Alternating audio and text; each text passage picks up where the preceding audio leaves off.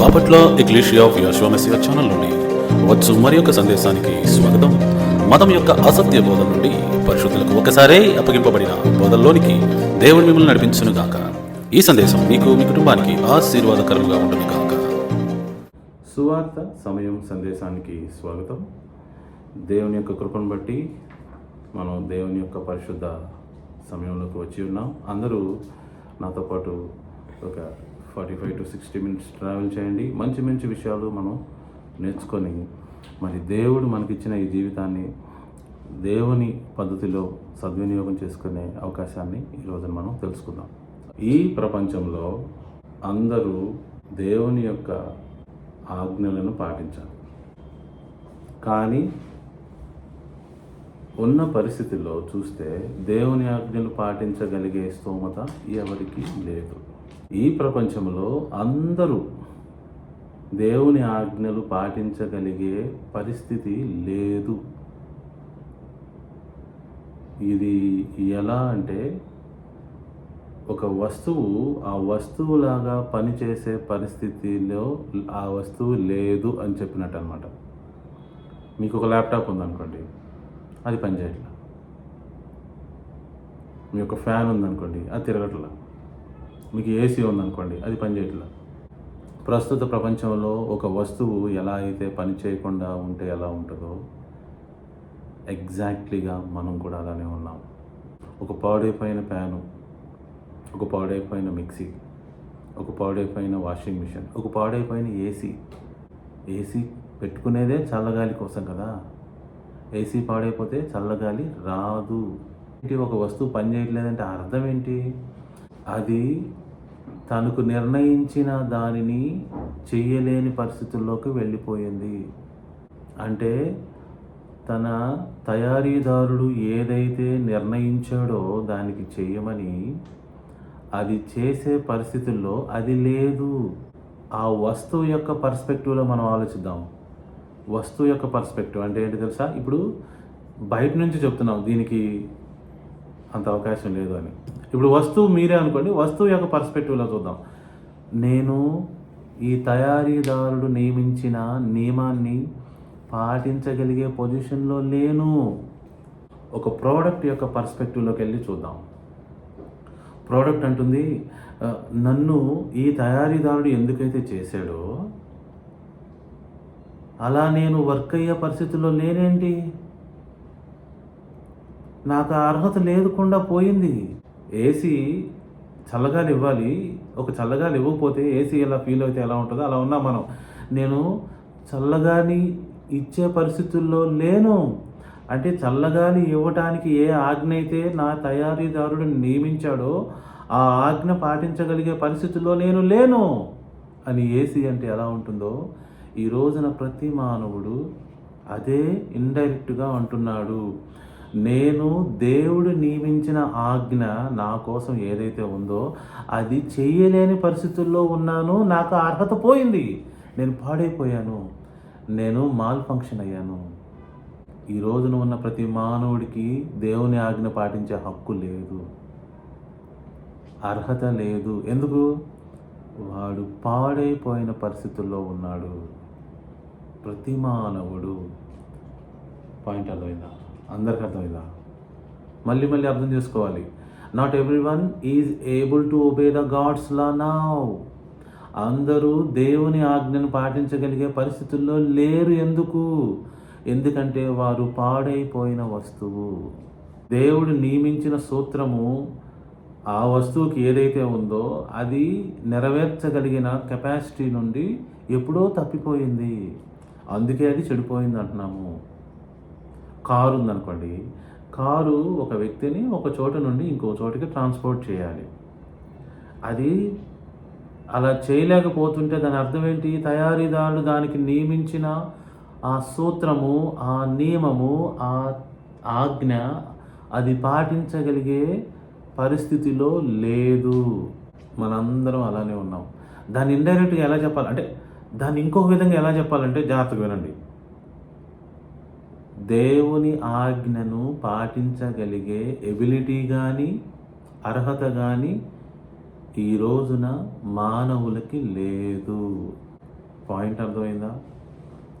ఎంత దౌర్భాగ్యపు స్థితిలో ఒక వస్తువు ఉంటుందో తెలుసా? ఆ మ్యానుఫ్యాక్చరర్ తయారు చేసింది చేయలేకపోతే ఉపయోగం లేని పరిస్థితుల్లోకి వెళ్ళిపోద్ది.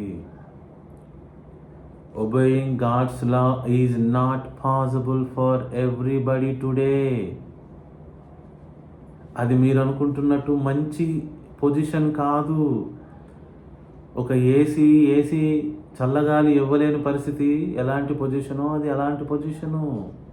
దేవుడు చాలా బాధపడుతున్నాడు, చాలా బాధపడుతున్నాడు. ఈ పాయింట్ అందరికి రీచ్ అయితే నేను చాలా సంతోషిస్తాను. మీరు, నేను అందరము దేవుని ఆజ్ఞని పాటించగలిగే అర్హతలో లేము. పాటించటం పక్కన పెట్టండి, అర్హత లేదు.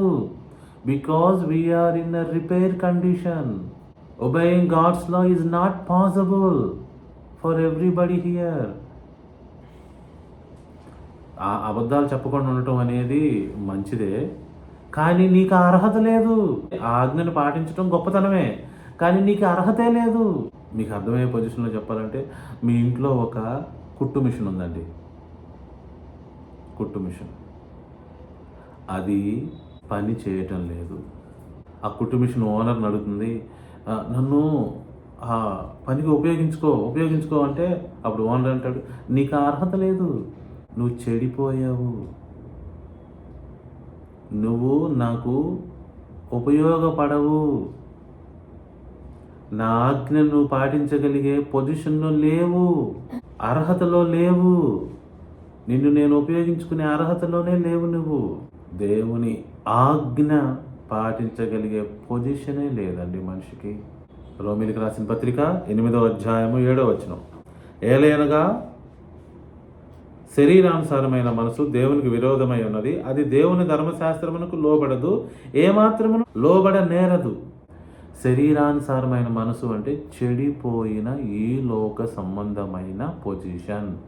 నువ్వు ఆ పొజిషన్లో ఉండి దేవుని ఆజ్ఞని పాటించడం అనేది కుదరని పని. దేవుని ఆజ్ఞని పాటించగలిగే అర్హతే లేదు.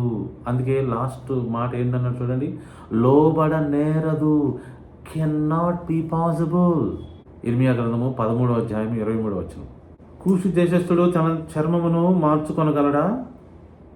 చిరుతపులి తన మచ్చలను మార్చుకొనగలదా? మార్చుకొనగలిగిన ఎడల కీడు చేయుటకు అలవాటు పడిన మీరు మేలు చేయ వల్ల పడును. కాబట్టి అడవి గాలికి పొట్టు ఎగిరినట్లు నేను వారిని చెదరగొట్టేదను. నీవు అబద్ధమును నమ్ముకొనుచు నన్ను మరిస్తేవి గనుక ఇది నీకు వంతు, నీ చేత నీకు కొలవబడిన భాగమని యెహోవా సెలవిచ్చుచున్నాడు.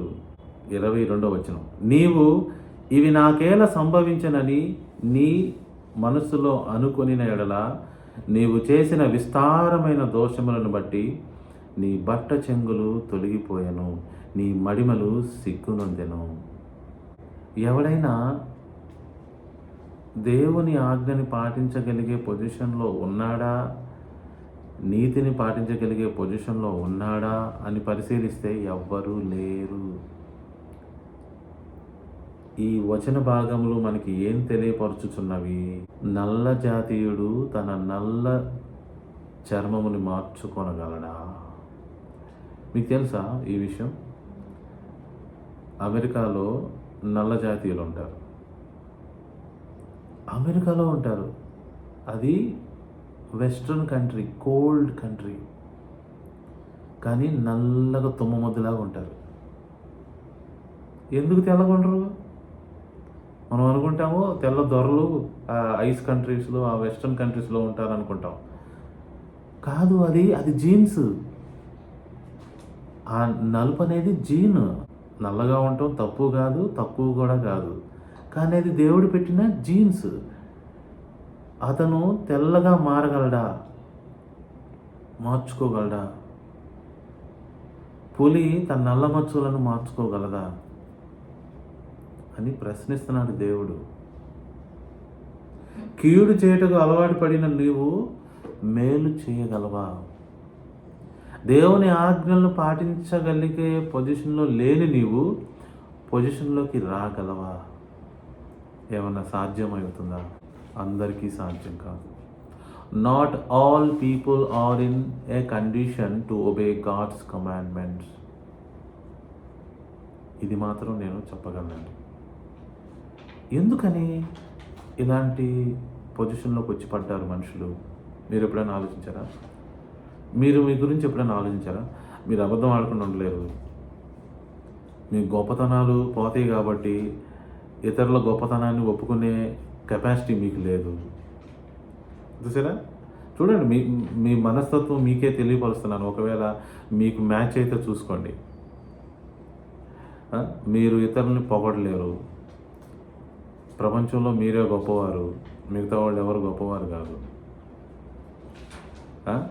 దొంగతనం చేయటం ఆపలేవు, మోసం చేయటం ఆపలేవు, అబద్ధాలు చెప్పడం ఆపలేవు, ఆశించడం ఆపలేవు, వ్యభిచారం చేయడం కొంతమంది ఆపలేరు, తాగుడు, తిండిపోతుతనం అవన్నీ ఆపలేరు చాలామంది. ఎందుకు చెప్పండి? ఎందుకు అంత పరిస్థితుల్లో ఉన్నారు చెప్పండి? దేవుని ఆజ్ఞలను పాటించలేని పరిస్థితుల్లో ఉన్నారు కాబట్టి. దేవుని ఆజ్ఞను పాటించాలి అంటే నువ్వు ఏం చేయాలి మరి? అందులోనండి, అవుట్ సైడ్ గాడ్స్ జ్యూరిడిక్షన్. అందరూ అన్నారా? దేవుని యొక్క అధికారమునకు బయట. ఇప్పుడు మానవులు ఎక్కడున్నారంట? ఎందుకు ఆజ్ఞలు పాటించలేకపోతున్నారు? వీరంతా దేవుని యొక్క అధికారమునకు బయట ఉన్నారు. అందుకే వీళ్ళ వల్ల కాదు అబద్ధం ఆడుకుంటూ ఉంటాం. అందుకే వీళ్ళ వల్ల కాదు న్యాయం చేయటం, నీతి చేయటం. క్రమశిక్షణ లేదు. ఒకటి చెప్తారు, ఇంకొకటి చేస్తారు. అదేంటని అడిగితే ఇంకొక అబద్ధం చెప్తారు. జాగ్రత్తగా వినాలి ఇవన్నీ. ఈ క్యారెక్టర్ లేదు, ఆనెస్టీ లేదు, ఏ ఎండగా గొడిగేయటం, ఇలానే కవర్ చేసుకుంటూ వెళ్ళిపోతూ ఉంటారు. నీతికి నిలబడలేరు, న్యాయంకి నిలబడలేరు, బలహీనత. తినకుండా ఉండమంటే తినకుండా ఉండలేరు, తినాల్సింది తినమంటే తినలేరు, దేవుని ఆజ్ఞలు పాటించమంటే పాటించలేరు. పరిస్థితి గందరగోళంగా ఉంటుంది. ఎందుకని? వీళ్ళు దేవుని యొక్క అధికారమునకు బయట ఉన్నారు, దేవుని యొక్క అధికారం లోపల లేరు. They are outside the God's jurisdiction. అందుకే వారి జీవితాల్లో క్రమశిక్షణ లేదు, నీతి లేదు, పరిశుద్ధత లేదు, అసలు ఏమీ లేవు. అందుకే ఆ బయట వేరే అధికారంలో ఉన్నారు కాబట్టి అలానే ఉంది. దేవుని యొక్క అధికారములో ఉంటే దేవుని యొక్క ఆజ్ఞలు పాటిస్తారు. బయటికి వెళ్ళిపోతే ఇంకేం పాటిస్తారు? ఇప్పుడు ఇండియాలో ఉంటే ఇండియా చట్టం ప్రకారం నడుచుకోవాలండి. బయట ఉంటే ఇండియా చట్టం మీకు వర్తించదు. మనందరము దేవుని యొక్క ఆజ్ఞలు పాటించాలి అంటే ముందు ఏం చేయాలి? ఆయన అధికారంలోకి రావాలి. ఓకే? పాపము మనిషిని దేవుని యొక్క అధికారం నుండి బయటపెట్టేసింది. ఎఫెసీయులకు రాసిన పత్రిక 2వ అధ్యాయం 12వ వచనం ప్రకారం, నేను చదవట్లా, యెషయా గ్రంథము 59వ అధ్యాయం 2వ వచనం ప్రకారము, ఎవరైతే పాపము చేశారో వారు దేవుని యొక్క అధికారం కింద నుండి బయటికి గెంటివేయబడ్డారు. దేవుడు వారికి ఆజ్ఞ ఇవ్వటంలా. ఎందుకని? ఆయన అధికారం కింద నుంచి పాపం చేసి తొలగించబడ్డారు, బయటికి నెట్టేశాడు. వాళ్ళు స్ట్రేంజర్స్ అయిపోయారు దేవునికి. ఎందుకంటే దేవుని నిబంధనలో లేరు, ఇప్పుడు బయట ఉన్నారు. హలో, వినేవారికి మాత్రమే అర్థమవుతుంది, వినట వలన విశ్వాసం కలుగుతుంది. నీవు నీ జీవితంలో ఇన్ని భయంకరమైన పాపాలు ఎందుకు చేస్తున్నావో నేను చెప్తున్నా. నువ్వు దేవుని యొక్క అధికారం కింద లేవు. పాపం చేసి దేవుని అధికారం కోల్పోయావు, వేరే అధికారం కిందకి వెళ్ళిపోయావు. అందుకే నువ్వు ఈ రోజున నీ జీవితంలో పాపాన్ని ఆపలేకపోతున్నావు, శాపాన్నే మూట కొట్టుకుంటున్నావు. సో ఎవరండి దేవుని ఆజ్ఞలు పాటించేది? ఆయన అధికారం కింద ఉన్నవాళ్ళు. ఎవరండి దేవుని ఆజ్ఞలు పాటించిన వాళ్ళు? ఆయన అధికారం బయట ఉన్నవాళ్ళు. వాళ్ళకి అసలు అర్హతే లేదు దేవుని ఆజ్ఞలు పాటించడానికి. Next, need to return to the God's jurisdiction. అనండి అందరూ, we all need to return to God's jurisdiction. దేవుని యొక్క అధికారం కిందికి మనందరము రావాలి. ఓకే, అది ఎలా సాధ్యమైంది? దేవుని యొక్క అధికారం కిందకి మనం రావాలి అంటే ఎలా? హౌ? దేవుని యొక్క అధికారం కిందకి రావాలంటే ఎలా?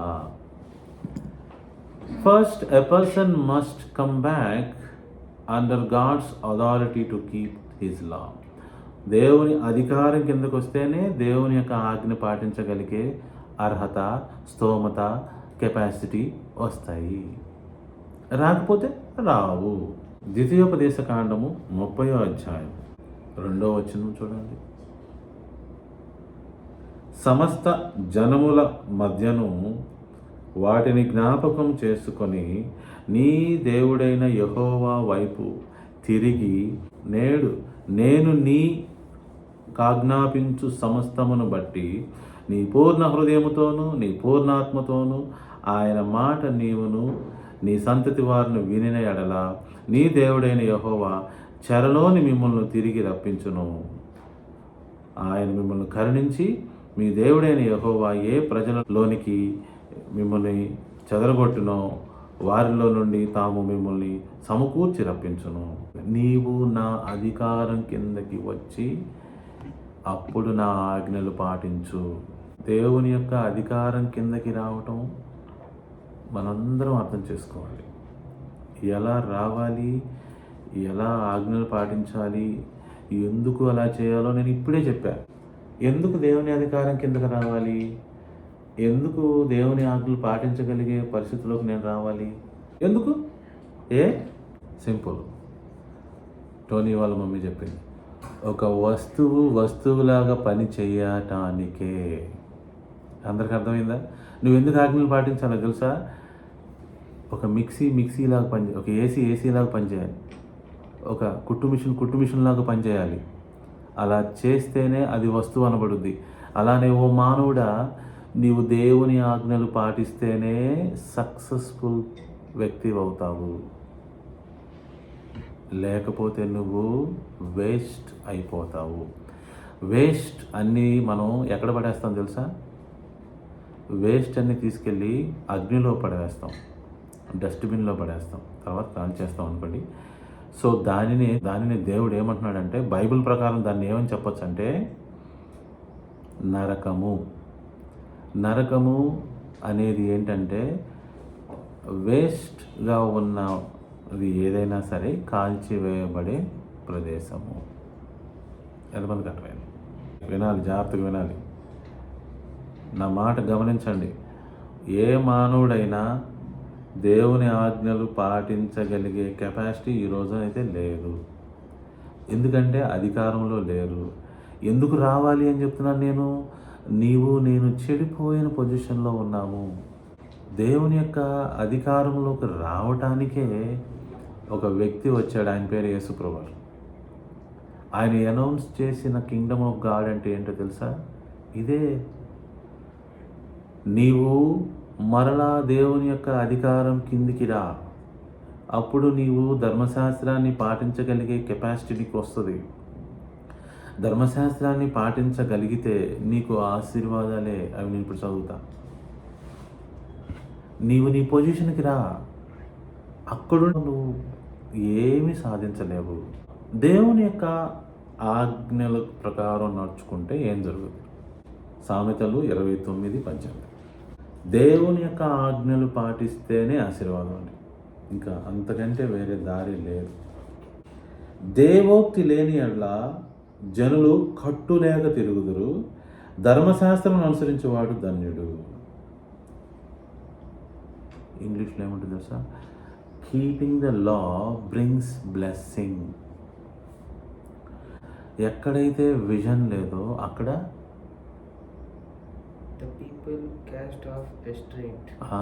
అక్కడ కట్టుబాట్లు లేకుండా ఉంటారు. దేవుని యొక్క చట్టం ఎక్కడైతే లేదో అక్కడ విచ్చలవిడితనం ఉంటుంది. నేను దేవుని ఆజ్ఞలు పాటిస్తేనే ఆశీర్వాదం అండి. మిగతా వాళ్ళకి ఆశీర్వాదం లేదు. ఒకవేళ ఆశీర్వాదం బలవంతంగా తెచ్చుకున్నా కూడా అది భయంకరంగానే ఉంటుంది, శాపంగానే ఉంటుంది. ఈ లోకంలో ఎంతమందిని చూడలేదు? చాలామంది పొజిషన్స్లోకి వెళ్ళారు, పొజిషన్లో నరకం అనిపిస్తున్నారు. వాళ్ళు కక్కలేక మింగలేక ఉంటారు. కొంతమంది ముఖ్యమంత్రి అవుతారు, కొంతమంది ప్రధానమంత్రి అవుతారు. సిగ్గు లేకుండా ప్రజల చేత తిట్టించుకుంటూనే ఉంటారు. అది సిగ్గు లేని బతుకు బతకాల్సిందే. ఎందుకని?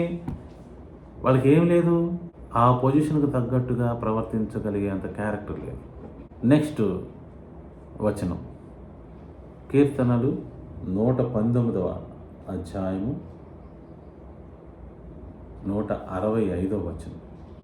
నీ ధర్మశాస్త్రమును ప్రేమించు వారికి ఎంతో నెమ్మది కలుగును.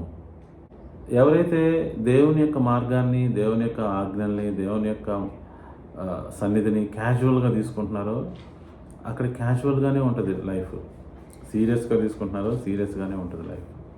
నీ ధర్మశాస్త్రమును ప్రేమించు వారికి ఎంతో నెమ్మది కలుగును. వారి తూలి త్రొట్టిల్లుటకు కారణమేమీ లేదు. యెహోవా నీ రక్షణ కొరకు నేను కనిపెట్టుచున్నాను. నెక్స్ట్ లైన్ చూడండి. నీ ఆజ్ఞలను అనుసరించి నడుచుకొనుచున్నాను. నేను నీ శాసనమును బట్టి ప్రవర్తించుచున్నాను. అవి నాకు అతి ప్రియములు. నా మార్గములన్నీ నీ ఎదుటనున్నవి. నీ ఉపదేశములు, నీ శాసనములు నేను అనుసరించుచున్నాను. ఇలాంటి వారికే దేవుని యొక్క ఆశీర్వాదం, శాంతి, సమాధానం. ఎవరైతే దేవుని యొక్క పరిశుద్ధ చట్టాన్ని పాటించాలని కోరుకుంటున్నారో, ఎలాంటి వ్యక్తి? నువ్వు అమెరికా చట్టాన్ని పాటించాలని కోరికగా ఉందా? అమెరికా పౌరుడు, అంతే కదా, సింపుల్ కదా. బ్రిటన్ యొక్క చట్టాన్ని పాటించాలని ఆశగా ఉందా? ఆ ఆశీర్వాదాలు పొందుకోవాలని ఆశగా ఉందా? ఆ పౌరుడు. దేవుని రాజ్యంలో ఉన్న ఆశీర్వాదాలు నీకు కావాలా? దేవుని రాజ్య పౌరుడుగా. ఇప్పుడు ఈ రాజ్యం అందరికీ ఓపెన్ చేయబడిందని యేసు ప్రభువారు ఊరూరా గ్రామం తిరిగి ప్రకటించారు. The Kingdom of God is at hand అంటే ఏంటో తెలుసా? దేవుని యొక్క రాజ్యము నోటిఫికేషన్ విడుదలైంది, అప్లికేషన్ డేటు విడుదలైంది. నువ్వు అప్లికేషన్ పెట్టుకోవచ్చు. ఇంకా లాస్ట్ డేట్ ఇంకా చెప్పలేదు, మీరు ఇప్పుడు అప్లికేషన్ పెట్టుకోవచ్చు. అర్థమవుతుందండి? దేవుని రాజ్య పౌరులు అవటానికి, అందులో ప్రవేశించి దేవుని యొక్క ఆజ్ఞలు పాటించగలిగే కెపాసిటీ ప్రతి ఒక్కరికి ఇప్పుడు అందుబాటులోకి వచ్చింది. వెనక్కి తిరగండి, రిపెంట్ అవ్వండి, కింగ్డమ్ ఆఫ్ గాడ్ వచ్చేసింది. ఇది జీసస్ క్రైస్ట్ యొక్క కాల్ అన్నమాట. The message of Jesus Christ is a call to come back under God's rule. దేవుని యొక్క అధికారం కిందకి రావటానికి యేసుక్రీస్తు వారు సువార్త ప్రకటించారు. మనం అందరము మళ్ళా దేవుని యొక్క రాజ్యానికి వెళ్ళాలి. ఎందుకు వెళ్ళాలి చెప్పండి? ఎందుకు వెళ్ళాలని చెప్పాను ఇప్పుడు దాకా నేను బిగినింగ్లో చెప్పిన మాట చెప్తా చూడండి. ఏం చెప్తున్నాను? మనము ఒక పాడైపోయిన ప్రోడక్ట్ మాదిరిగా ఉన్నాము. మనం అబద్ధాలు ఆడకుండా ఉండలేకపోతున్నాము, మోసాలు చేయకుండా ఉండలేకపోతున్నాము, దయనీయమైన పరిస్థితిలో ఉన్నాము. అలా ఎందుకున్నాము? బికాజ్ మనం మాల్ ఫంక్షన్ అవుతున్న ప్రోడక్ట్. దేవుడు మనల్ని దేవుని ఆజ్ఞలు పాటించే విధంగా నిర్మిస్తే మనం అవి చేయట్లా. ఒక ఆ ఏసీ కూలింగ్ ఇవ్వలేని పరిస్థితిలో ఉంటే ఎలా ఉంటుందో అలా ఉన్నాం మనము. మనం అడుగుతున్నాం, అయ్యో నేను నా పొజిషన్కి వెళ్ళాలి అని. తెచ్చుకోవాలి. ఓకే, సో ఇది యేసు ప్రభువారి యొక్క శుభవార్త యొక్క మీనింగ్ అండి. యేసు ప్రభువారు ఊరూరా గ్రామం తిరిగి ఏం చెప్పారంటే, ఓ మానవులారా, మీరు వేరే అధికారంలో ఉన్నారు. దాని పేరు అంధకార సంబంధమైన అధికారం.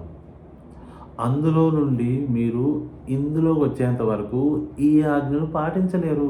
చాలామంది దేవుని రాజ్యంకి వచ్చామని అనుకుంటున్నారు. వినాలి జాగ్రత్తగా.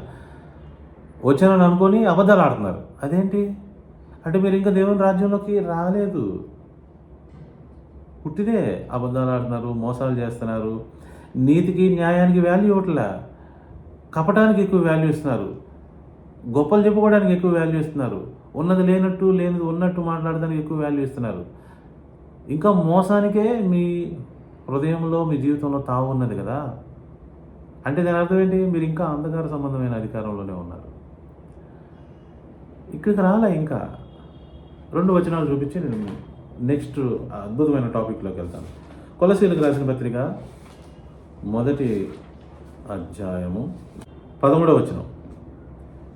ఆయన మనలను అంధకార సంబంధమైన అధికారం నుండి విడుదల చేసి తాను ప్రేమించిన తన కుమారుని యొక్క రాజ్య నివాసులుగా చేశాను. ఎవరండి? తండ్రి అయిన దేవుడు. అందరూ చదవాలి ఈ వచనాన్ని. మీరు అబద్ధాలు ఇంకా ఆపలేకపోతున్నారు, ఓవర్ చేయటం ఇంకా తగ్గలేదు, ఏమండి బ్యాడ్ హ్యాబిట్స్ ఇంకా పోవటం లేదు. ఎందుకు పోవట్లేదు తెలుసా? అంధకార సంబంధమైన అధికారంలోనే ఉన్నారుగా. మీకు దేవుని ఆజ్ఞలు పాటించగలిగే అర్హత ఇంకా రాలేదుగా, కెపాసిటీ కూడా రాలేదుగా. మీరు దేవుని యొక్క అధికారం కిందకి చేరితే కదా అది ఏమన్నా వచ్చేది. You are in two different jurisdiction, that's why you are not able to follow God's commandments. ఎంతమందికి అర్థమైంది? అంధకార సంబంధమైన అధికారంలోంచి తీసుకురావాలని ఈ తోరా, ఈ ధర్మశాస్త్రం పాటించాలనే కదా దేవుడు చెప్తుంది నీకు నాకు. ఎవరు చేశారు? యేసుక్రీస్తు అధికారం కిందకు వచ్చేటట్లు దేవుడు, తండ్రి అయిన దేవుడు. ఈ వచనం అదే చెప్తుంది. తాను ప్రేమించిన తన కుమారుని యొక్క రాజ్య నివాసులుగా చేశాను. అది నీది. లొసుగులు లేవండి దేవుని మార్గంలో ఉన్న వాళ్ళకి. అంటే దాచిపెట్టుకొని మాట్లాడటం, మ్యానిపులేటివ్ లాంగ్వేజ్, తప్పించుకు తిరగటం, అయ్యేమి లేవండి. అంత నీతిమంతుల్లాగా బతుకుతారు. అందరికీ అర్థమైందా? సో నీవు ఇంకా దేవుని అధికారం కిందకి రాలేదు. రమ్మని ఇప్పుడు వచ్చే అవకాశం ఉందని యేసుప్రభువు వారు చెప్తున్నారు. అదే సువార్త. Kingdom of God is at hand. అంటే దేవుని రాజ్యం సమీపించి ఉన్నది, అందుతుంది నీ చేతికి.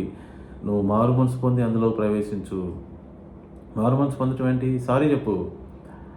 దేవుని రాజ్యంలో నుంచి నేను పాపం చేసి బయటికి వెళ్ళానయ్యా, ఇప్పుడు నేను రావాలనుకుంటున్నాను, నన్ను క్షమించండి, నా పాపములు క్షమించండి, నేను దేవుని రాజ్యంలోకి వస్తా. అదే యేసుప్రభువు వారి పిలుపు. రండి, దేవుని ఆజ్ఞలు పాటించండి. బయట ఉన్న వాళ్ళకైతే చెప్తున్నా, రోమీయులకు రాసిన పత్రిక 8వ అధ్యాయం 7వ వచనం ప్రకారం వారు ధర్మశాస్త్రాన్ని పాటించలేరు, కుదరదు, వల్ల కాదు, చేత కాదు.